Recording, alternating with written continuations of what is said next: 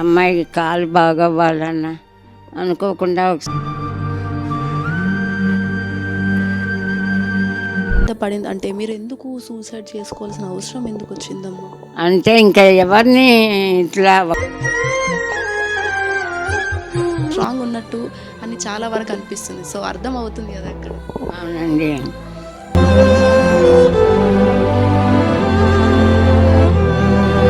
ఇలాంటి తావటం తప్ప మరో దారి లేదు. చచ్చిపోయినట్టుగానే భావిస్తున్నాను నేను.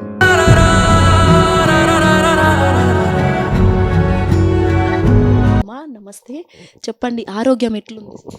పర్వాలేదు, కొంచెం బాగుంది ఇక్కడికి వచ్చాక. కానీ ఇంకా బాగా కోలుకోలే. కాసేపు మాట్లాడితే చూసారు ఎట్లా వస్తుంది. ఇది నైట్ టైం ఎక్కువైపోయి ప్రతిసారి ఇంటర్వ్యూలు ఇలాగే వచ్చేస్తుంది నాకు. డే టైం కాబట్టి కొంచెం ఈ మాత్రం బాగున్నానమ్మా. ఇట్లా రాకుండా ఇది ఎక్కువైపోయిందంటే గొంతుకు బీసుకుపోయి మాట్లాడు. ఇప్పటిదాకా బాగానే ఉన్నా, ఇప్పుడు మళ్ళీ సడన్గా వస్తుంది.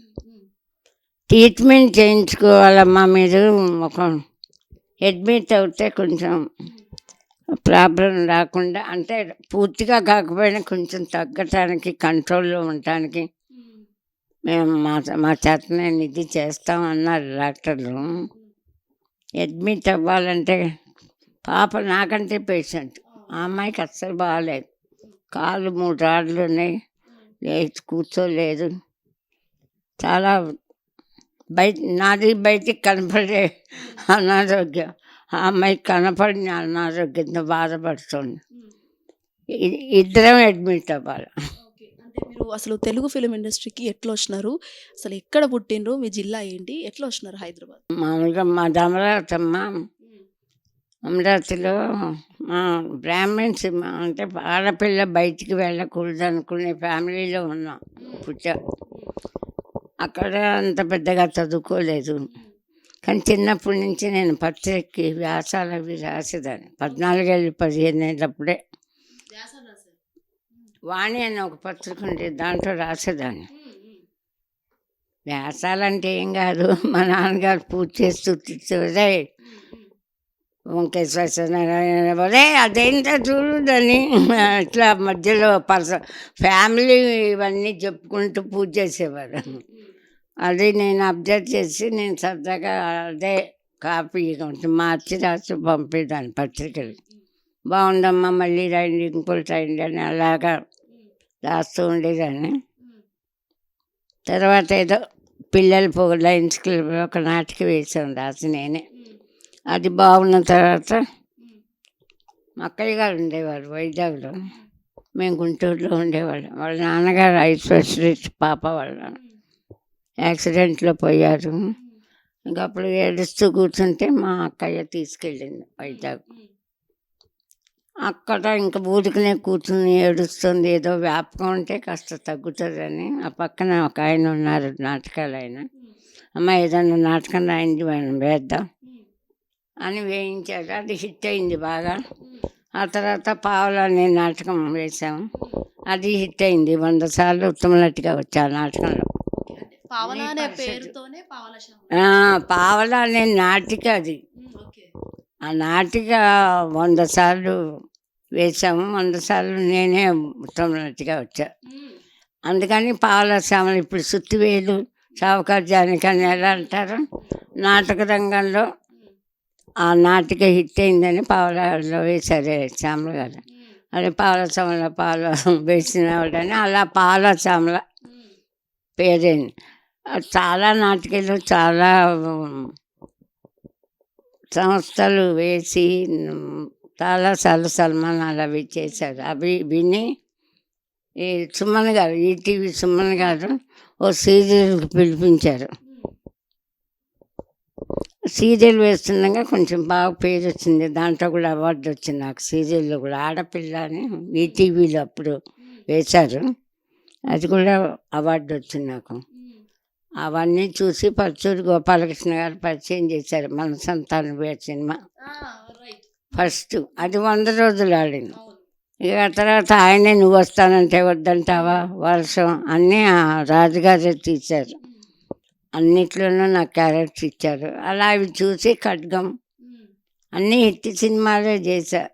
మహేష్ బాబు గారితో మురారి, అందరి హీరోలతో చేశా. ప్రభాస్తో వర్షం సినిమా అన్నీ ఆ హిట్ సినిమాలు చూసే చిరంజీవి గారు ఇందిరా సినిమాలో వామ క్యారెక్టర్ ఇచ్చారు. ఠాకూరు అన్నీ అందరి హీరోలతో 4-5 సినిమాలు చేశా. దగ్గర దగ్గర మా అమ్మాయి రాసుకుంది అన్నీ 300 పైన చేశా సినిమాలు. అదే ఇప్పుడు మేము బాధపడి ఎన్ని సినిమాలు చేశామంట. అన్ని హిట్ సినిమాలే.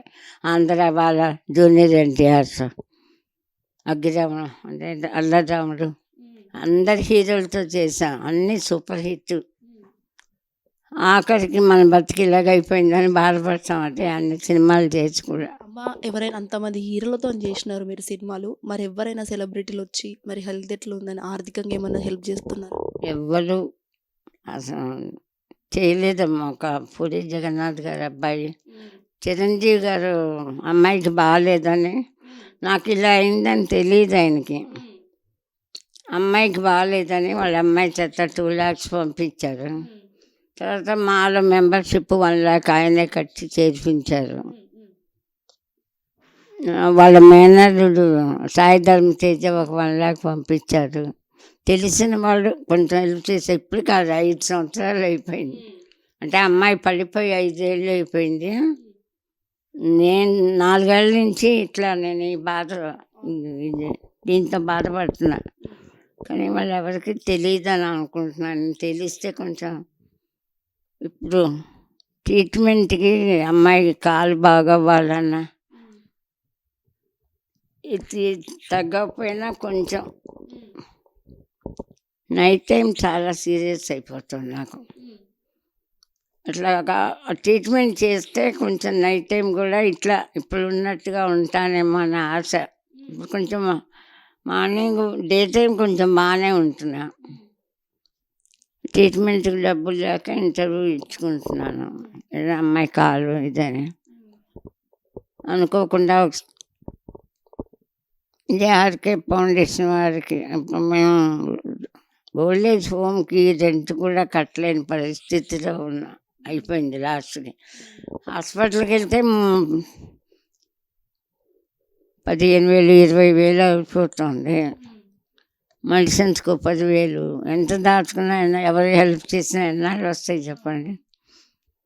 అంతా ఇప్పుడు ఎవరు ఇంకా మామూలు అన్నట్టు ఊరుకుంటున్నారు. ఆర్కే ఫౌండేషన్లో ఎట్లుంది మిమ్మల్ని? ఎట్లా చూసుకుంటున్నారు మీ అమ్మాయిని మిమ్మల్ని? మేము మా అమ్మాయికి ఎట్లా చూసుకుంటున్నారనే కంటే ఎట్లా ధైర్యం చెప్పి మానసికంగా భయం లేకుండా మీరేం భయపడద్దమ్మా, మేమున్నాం, మా చేతనంత వరకు మీకు హెల్త్ బాగుండేలా చేస్తామని చెప్పి ఎంతో ధైర్యం చెప్పారు. మేము వచ్చి ఇంకా 10 రోజులు అయింది. ఇంకా కొద్ది రోజులు ఉంటే బాగుండొచ్చు అనుకుంటున్నాము. అంటే అమ్మాయికి కూడా చూస్తామమ్మా మేము, కాలు ఎలా ఉందో ఫిజియోథెరపిస్ట్ని పిలిచి బాగు చేయిస్తాం. మీరేం భయపడకండి. నాకేం డబ్బు కట్టద్దు. ఎవరైనా మీకు సాయం ఇస్తే అప్పుడు డొనేషన్ కింద ఇవ్వండి మా సంస్థకి. మీరేమో డబ్బుల గురించి బెంగ పెట్టుకోవద్దు, మేమున్నాం, మేము చేస్తామని పాపం చేస్తున్నారు. 10 రోజులు అయింది. కొంచెం రెస్ట్ తీసుకొని బాగా ఉన్నాం కనుక కాస్త ఈ మాత్రం మాట్లాడుతున్నాం. మెడిసిన్స్ కూడా వారే కొనుక్కొచ్చి ఇచ్చి వేసుకోండి అమ్మాయి. టాబ్లెట్ కంటిన్యూటీగా బాగా మేము తెప్పిస్తామమ్మా, మీరేమి ఇవ్వద్దు అన్నారు. తెప్పిస్తున్నారు. కొంచెం బాగానే ఉన్నాము. కాకపోతే అమ్మాయికి కొంచెం ప్రాబ్లం ఎక్కువగా ఉంది. అమ్మాయికి సౌండ్లు అవి పడవు. మేడ నుంచి పడింది కదా తలకి. మేడ మీద పడింది అంటే మీరు ఎందుకు సూసైడ్ చేసుకోవాల్సిన అవసరం ఎందుకు వచ్చిందమ్మా? అంటే ఇంకా ఎవరిని ఇట్లా ఒకళ్ళ దయ మీద ఎట్లయినా కొంచెం మొదటి నుంచి ఆత్మాభిమానంగా బతికాం. ఒకళ్ళకి సహాయం చేయటమే కానీ ఎవరిని చేయి చాపి అడగలే. అట్లా బతికాము. ఇప్పుడేంటి ఎవరు ఇంటర్వ్యూ ఇచ్చి ఎవరు డబ్బులు పంపిస్తారా, ఏం టాబ్లెట్లు కొనుక్కోవాలా, ఇలాగ 2 ఏళ్ళ నుంచి కొంచెం బాగా విసుగ్గా ఉన్నా. మాకే సిగ్గుగా, మాకే బాధగా ఉంది. పాత అయిపోయినట్టు ఎవరు స్పందించట్లేదని ఫీల్. అప్పుడు ఇది ఏంటంటే ఇలా మీరు ఒక 5,000 పంపిస్తే తీరే కష్టం కాదు. అమ్మాయి కాలు రావాలంటే దానికి కొంచెం ట్రీట్మెంట్ జరగాలి బాగా కరెక్ట్గా, అంటే ఎక్కువ మనీ కావాలి కదా. ఇద్దరు డబ్బు వాళ్ళు, ఒకరికైతే పర్వాలే, ఇద్దరికి ఎవరు చేయిస్తారు చెప్పండి. దానికి ఎవరిని అడిగి వాళ్ళు 10,000 5,000 ఇస్తే జరగదు. అంతకంటే వాళ్ళు మీరు 300 సినిమాలకు పైగా చేసినారు. ఆ చేసే సమయంలో మీరు హైదరాబాద్లో ఒక ఫ్లాట్ కొనుక్కోలేదా? లేదమ్మా, అప్పటికే రేట్లు చాలా ఎక్కువ ఉన్నాయి. చిత్రపుల్లలు 2 lakhs కట్టండి అని. ఇప్పుడు ఏమైందంటే మనం వేసే సినిమాలు ఈ మాస్ క్యారెక్టర్లు సినిమాలు కానీ గ్లామర్ వేషాలు కాదు కదా. మహేష్ బాబు ఉన్న సినిమాలో ఉన్నాం కానీ మహేష్ బాబు తల్లిగాను మహేష్ బాబు అక్కగాను వేయలేదు కదా. ఇట్లా వేస్తే డిమాండ్ చేయొచ్చు, మనకు సంపాదన. మనం వేసిన వేషాలకి నేను అడిగేదాన్ని కాదు కొంచెం పేరు వచ్చేదాకా. మీరు ఇక్కడ సరే మీరు సైడ్ క్యారెక్టర్ అన్నా కూడా అక్కడ మీ నవ్వులు, మీ కామెడీతో ఇప్పటి వరకు గుర్తున్నారు తెలుగు ప్రజల్లో. అది మీకు ఒకటి అర్థమవుతుందా? అది ఎందుకంటే ఈ గోలీమార్ డైలాగ్ తోటే ఇంకా నన్ను ఆర్టిస్ట్గా మర్చిపోకుండా అందరూ ఇచ్చేస్తున్నారు అనుకుంటా. నేను గుర్తించకుండా అదే బాధపడుతున్నాను. ఇంత రామానాయుడు గారు ఒకసారి బస్ స్టాండ్లో నిల్చున్న ఆటో కోసం, ఆంధ్ర వాళ్ళ, అందులో బ్రహ్మానందం కాంబినేషన్ డైలాగ్ విడిపోటు చేశారు. ఆ డైలాగ్ అప్పుడు బాగా పాపులర్. ఇప్పుడు గోలీమార్ లాగా నిల్చుంటే ఆయన చూసి స్టూడియో కలిపి చూసి చాలా దూరం వెళ్ళారు. మళ్ళీ వెనక్కి వచ్చి అమ్మ నవ్వలాగా చచ్చానమ్మా, చాలా బాగా చేసామ్మా క్యారెక్టర్ అని చెప్పి వెళ్ళారు.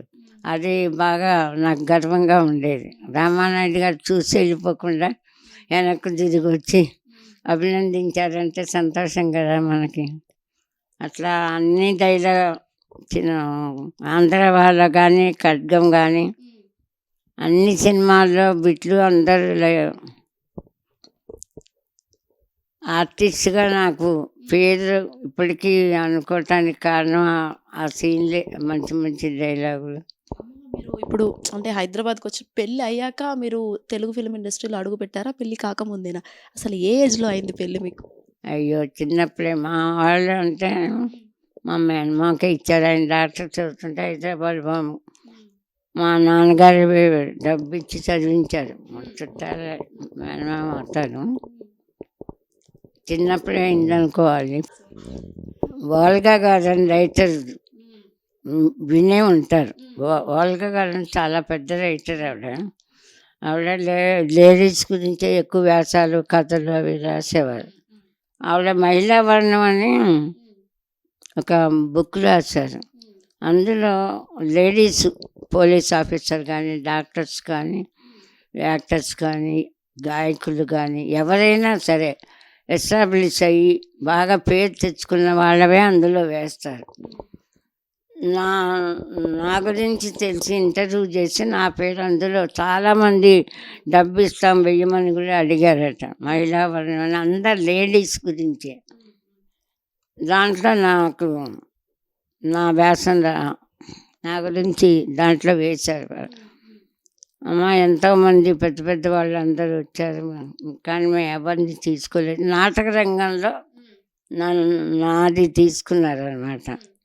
అదొకటి నాకు బాగా గర్వకారణం. ఇప్పుడు అంటే ఎవరు కూడా సెలబ్రిటీస్ మీకు వచ్చి ఆర్థికంగా హెల్ప్ చేయట్లేదు, మా వీడియో ద్వారా ఇది ఖచ్చితంగా వాళ్ళ దాకా పోతుంది, పోయేలా మేము చేస్తామమ్మా, మీరు కూడా మేము మళ్ళీ ఒక నెక్స్ట్ వీక్ వచ్చేలోపు మళ్ళీ స్ట్రాంగ్గా స్టాండర్డ్గా ఉండాలి, ప్రామిస్ చేయండి మాకు. నీకు ప్రామిస్ చేయాలంటే రామకృష్ణ గారిని అడగాలి ముందు. నేను ఆయన చూస్తే కదా నేను బాగుండేది. మీరు అంటే ఇక్కడ 10 రోజుల నుంచి వచ్చినప్పుడు అప్పటికి ఇప్పటికి మీరు అప్పటికి చూస్తే చాలా బ్యాడ్ సిచ్యువేషన్లో ఉన్నారు. ఇప్పుడైతే కొంచెం ఫిజికల్గా స్ట్రాంగ్ ఉన్నట్టు అని చాలా వరకు అనిపిస్తుంది. సో అర్థం అవుతుంది కదా అక్కడ. అవునండి. అంటే అప్పుడు మేము ఇంకా 4-5 రోజుల నుంచి భోజనం కూడా చేయలేము మేము, మా అమ్మాయి నేను. అవమానం భరించలేక, అక్కడ బతకలేక, చావలేక, నేను ఒక్కదాన్ని కాదు కదా ఎమోషన్లో చనిపోయి నా కూతుర్ని చంపాలంటే కష్టం కదా. ఒకటి కొంచెం పైకి పెట్టినానా, మనం ఇప్పుడు మేమున్న పరిస్థితుల్లో బతకటం చాలా కష్టం అని మాకు అనిపిస్తుంది. అలాగే చావాలంటే కూడా చాలా కష్టం అనిపించింది. అమ్మాయి నేను ఇద్దరం, దాన్ని కూడా చంపాలి కదా, చచ్చిపోకుండా నేను ఎలా చచ్చిపోతాను.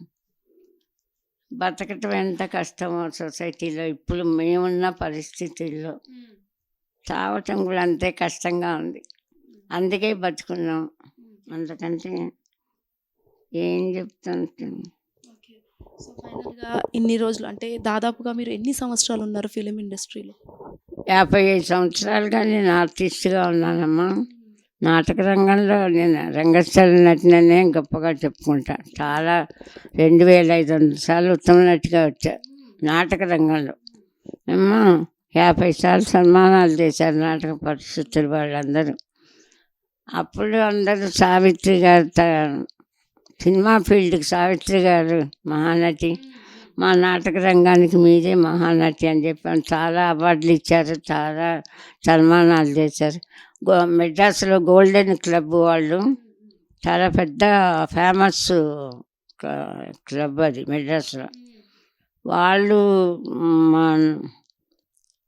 నాకు సన్మానాన్ని పిలిచి ఏమన్నారంటే, 100 సంవత్సరాల నాటక రంగ చరిత్రలో ఒక పావలా అనే నాటిక అది, దాన్ని వేసి నేను పావలా సామలయ్య ఒక నాటకం పేరు ఇంటి పేరుగా మార్చుకున్న ఆర్టిస్ట్ ఎవరు లేరు. అందుకని మేము ఆవిడకి సన్మానం చేయాలని తీసుకొచ్చామని ఇక్కడి నుంచి పిలిచి 100 మంది వచ్చారు రిసీవ్ చేసుకుంటానికి స్టేషన్కి. నాకు షాకు, ఏంటి పిలుస్తారు, కారు పంపిస్తారు స్టేషన్కి, ఎవరో ఒకరు తీసుకెళ్తారు, ఏదో 4 దండలు వేస్తారా అయిపోతుంది. వీళ్ళు ఏంటి మొత్తం మెంబర్స్ అందరూ వచ్చేసారు, 4-5 కార్లు వేసుకొని. నాకు అర్థం కాలే, ఏంటి ఇంతమంది వచ్చారేంటి, అదేదో రాజకీయ మీటింగ్లో.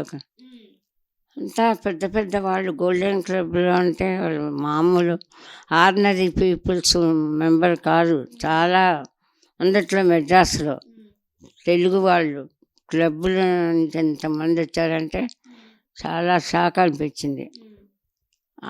అందరూ మెడ్రాస్లో తెలుగు వాళ్ళందరూ వచ్చి పూలదండలు వేస్తే అవి 2 ట్రక్కుల్లో తీసుకెళ్ళారట సన్మానం అయ్యాక. అన్ని దండలు మేము ఎంతమంది ఆర్టిస్టులకు సన్మానం చేశామమ్మా, ఎవరికి ఇన్ని దండలు రాలేదు. ట్రక్కులో వేసుకొని ట్రక్కు నిండా తీసుకొని వెళ్ళిపోయారట సన్మానం అయ్యాక. అది వింటే చాలా గర్వం అనిపిస్తుంది కదమ్మా, సంతోషం.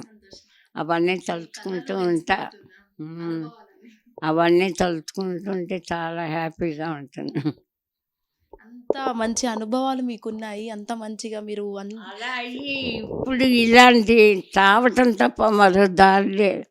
అంటే అందరినీ బ్రతిమాలుకొని వాళ్ళు ఎవరు సహాయం చేస్తారా అని ఎదురు చూస్తూ ఇలా బ్రతకటం అంటే చచ్చిపోయినట్టుగానే భావిస్తున్నాను. నేను బతుకున్నానని అనుకోవట్లేదు.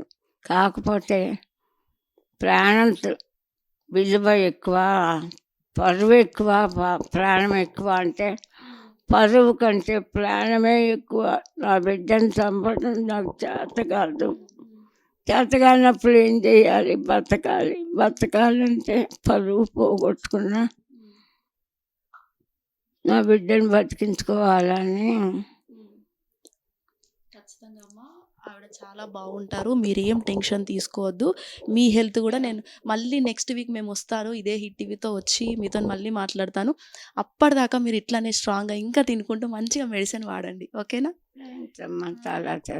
మీరందరూ చూపించే అభిమానం, మీరందరూ ఇచ్చే ధైర్యమే నాకు బతకాలనిపిస్తుంది. చూడాలి రామకృష్ణ గారు చాలా ధైర్యం చెప్పారు. ఈ 10 రోజులు బాగానే చూస్తున్నారు. అందుకని ఒక్కసారి మీ అమ్మాయితో మాట్లాడించవచ్చు, మాట్లాడతారా? మాట్లాడండి, నాకేం ఇది లేదు. అమ్మాయి ఏమన్నా మమ్మల్ని కాపాడండి. మా జనరల్గా మా ఇద్దరి దగ్గర నుంచే ఫస్ట్ టాక్ మా అమ్మాయి బాగుండాలి, మా అమ్మాయి లేచి తిరగాలి. అందుకోసమే నేను అందరినీ సహాయం చేయమని అడుగుతున్నాను. ఎవరైనా పుణ్యాత్ముడు మా అమ్మ సహాయం చేస్తే నా అమ్మాయి కాలు బాగా చేసుకుంటా, అదొకటే నా కోరిక. నేను మా అమ్మ బతుకుంటే చాలు, నేను పోయినా పర్లేదని మా అమ్మాయి ఇంకే రెండు టాకేనా వినిపించదు. ఫైనల్గా ఇటు ఫిలిం ఇండస్ట్రీ వాళ్ళ దగ్గర నుంచి కావచ్చు, లేకపోతే ఇంకెవరి దగ్గర ఏమైనా కోరుకుంటున్నారా? మీరు ఏమైనా చెప్పాలనుకుంటున్నారా?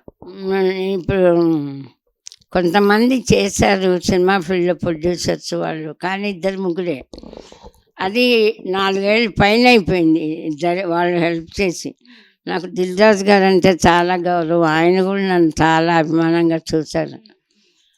ఆయనకి పరిస్థితి తెలియదని, ఇట్లా తెలిస్తే అమ్మాయి కాలు బాగు చేయిస్తారు, నాకు చాలా హెల్ప్ చేస్తారు అని నాకు బాగా నమ్మకం. కాకపోతే ఆయనకు చెప్పేవాళ్ళు లేరు. మీ మీడియా ద్వారా కానీ ఎట్లయినా సరే ఆయనకి ఇట్లాంటి పరిస్థితిలో ఉన్నానని చెప్పి తెలియజేస్తే తప్పకుండా నాకు హెల్ప్ అవుతుందని నమ్మకం. ఇప్పుడు వీళ్ళు ప్రొడక్షన్ వాళ్ళు ఆదరించారు. ఇట్లా రూమ్ ఇచ్చి రోడ్డున పడకుండా మేము రూమ్ ఇచ్చారు, మందులు తెచ్చి తిండి పెడతాం, భోజనం అన్నీ చూస్తున్నారు.